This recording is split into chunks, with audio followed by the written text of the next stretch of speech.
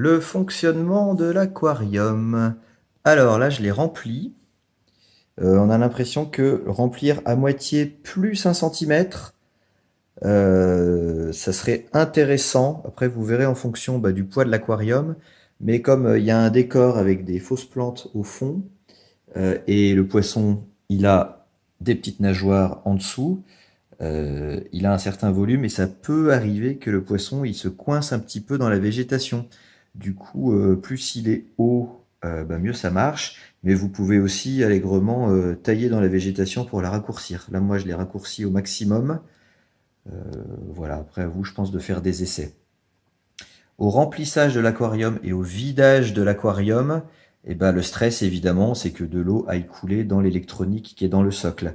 Donc il y a du joint silicone un peu de partout, mais il faut quand même pas tremper le socle dans l'eau. Il faut s'arranger pour faire ça vite et bien, et si possible, poser après l'aquarium à l'envers sur une surface sèche.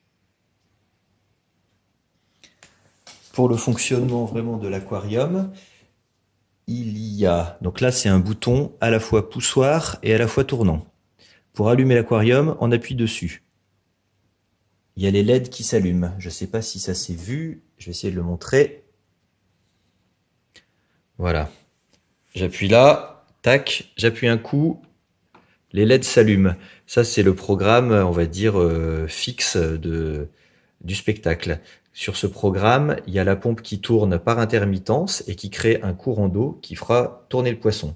Le poisson, il tourne dans le sens inverse des aiguilles d'une montre, quand on regarde au-dessus. Ça sort par le petit tuyau qu'on voit là et qui crée un courant d'eau. Quand c'est la scène de la boum, de la fête, il faut prendre le bouton et on s'en fout des graduations, hein. Simplement, on tourne le bouton dans le sens aussi inverse des aiguilles d'une montre. On tourne un bon coup, un cran, 2 crans, 10 crans, un demi-tour, on s'en fout complètement. Ça démarre le mode fête. Là, les loupiottes, elles se mettent à clignoter normalement au tempo de la musique.